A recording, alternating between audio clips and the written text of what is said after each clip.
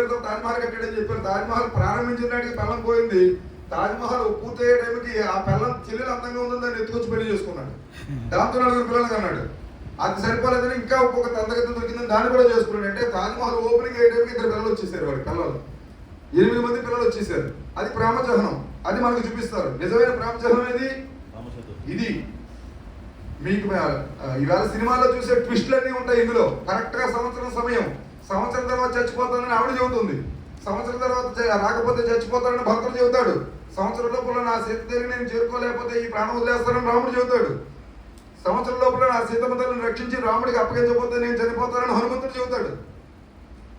ఇన్ని ట్విస్టుల మధ్యలో నేను సంవత్సరం లోపల సీతమ్మ తల్లిని అప్పగిస్తానని చెప్పి నా పని పూర్తి కాకపోతే నేను బతికనవసరం సుగ్రీవుడు చెబుతాడు. సుగ్రీవుడు లేకపోతే మేము బతకలేమని జాంబవంతుడు చెబుతాడు. ఇన్ని ట్విస్టుల మధ్యలో ఈ వారధిని నిర్మాణం చేసి లంకకి వెళ్ళి అనుకున్న టైంకి రావణాసురుని కొట్టేసి సీతమ్మ తల్లిని తీసుకొచ్చినటువంటి ఒక చారిత్రాత్మక ఘట్టానికి ధనుష్కోటి నుంచి తలైమన్నార్ వరకు ఉన్నటువంటి ఈ వారధి ఉన్నటువంటి ఈ ప్రదేశము, ఈ ఉన్నటువంటి శ్రీలంక చికాగో సమావేశాల్లో మాట్లాడి వచ్చిన తర్వాత మొట్టమొదటిసారి వివేకానంద స్వామి అడుగుపెట్టినటువంటి ప్రదేశం కొలంబో రేవు పట్టణం.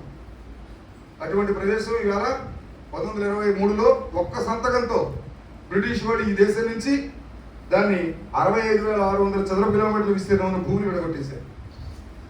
అర్థమవుతుందా? ఎందుకు చేశారు? ఈ దేశం చుట్టూ విదేశాలు ఉండాలి భారతదేశానికి. షడ్యంత్రం అర్థమైందా? భౌగోళికమైనటువంటి సరిహద్దులు భగవంతుడు పెడితే క్రూరమైన మనస్తత్వంతో దక్షిణంలో ఒక దేశం, తూర్పున ఒక దేశం, పశ్చిమాన ఒక దేశం, ఉత్తరాన ఒక దేశం, ఇలా విడదీసుకుంటూ ఈ దేశాన్ని మొక్కలు చేశారు.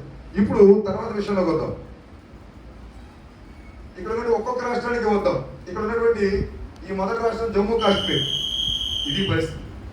జమ్మూ కాశ్మీర్ పరిస్థితి మన కాలాంశం పరిస్థితి ఒకలాగే ఉంది. లలితాదిత్యుడు పరిపాలన చేశాడు.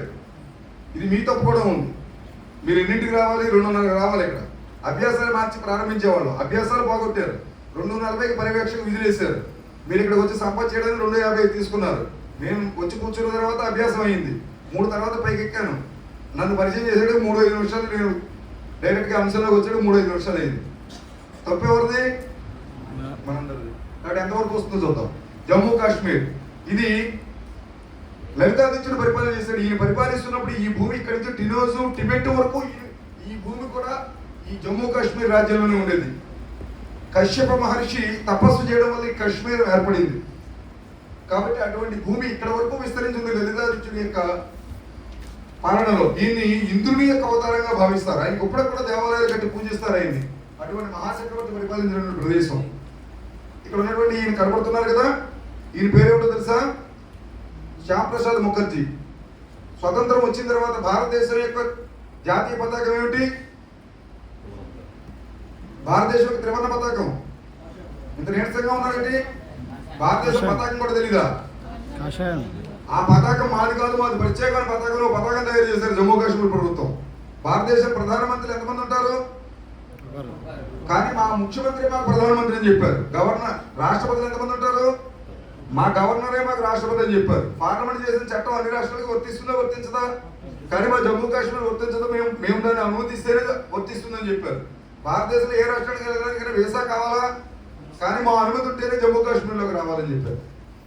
ఈ రకమైన విధానాలు చూసి విసిగెత్తినటువంటి శ్యామ్ ప్రసాద్ ముఖర్జీ గారు కన్యాకుమారి నుంచి కాశ్మీర్ వరకు యాత్ర చేశారు. ఏక్తా యాత్ర పేరుతో. ఏక్ దేశ్ మే దో ప్రధాన్, దో విధాన్, దో నిషాన్, నహీ చలేగా అని నినాదం ఇస్తూ జమ్మూ కాశ్మీర్ వరకు వెళ్ళారు.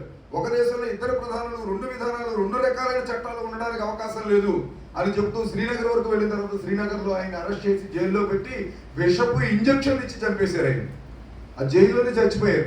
ఈవేళ ఆయన ఆ రోజు చేసిన బెదర్ని ఈవేళ 370 ఆర్టికల్ పోయే వరకు అది ప్రజల్లో నిలబడడం వల్ల ఈవేళ 370 ఆర్టికల్ జమ్మూ కాశ్మీర్లో పోయింది. ఆయన చనిపోయిన తర్వాత ప్రజలు ఇచ్చిన ఒత్తిడి కారణంగా నెహ్రూ గారు అక్కడ పతాకము, అక్కడ రాష్ట్రపతిని పిలవడము, ప్రధానమంత్రిని పిలవడము, ఇవన్నీ తొలగించడంతో పాటు పార్లమెంట్ చేసిన ఏ చట్టమైనా జమ్మూ కాశ్మీర్కి వర్తిస్తుంది అని కూడా ప్రభుత్వం దిగొచ్చి చట్టం చేయవలసి వచ్చింది. అటువంటి జమ్మూ కాశ్మీర్ ఇవాళ కూడా అతలాకుతలంగా ఉండే ప్రాంతం. ఈ పక్క నుంచి ఈ పక్కకు వస్తే హిమాచల్ ప్రదేశ్, యాపిల్ పళ్ళు బాగా దొరికే ప్రదేశం ఇది. బుద్ధుల యొక్క ధర్మశాల, టూరిస్టుల యొక్క మనాలి ఉన్నటువంటి ప్రదేశం, తోమార చక్రవర్తులు పరిపాలించినటువంటి ప్రదేశం, సిమ్లా లాంటి అతి శీతల ప్రాంతం. ఇక్కడి నుంచి ఈ పక్కకు వస్తే పంజాబ్.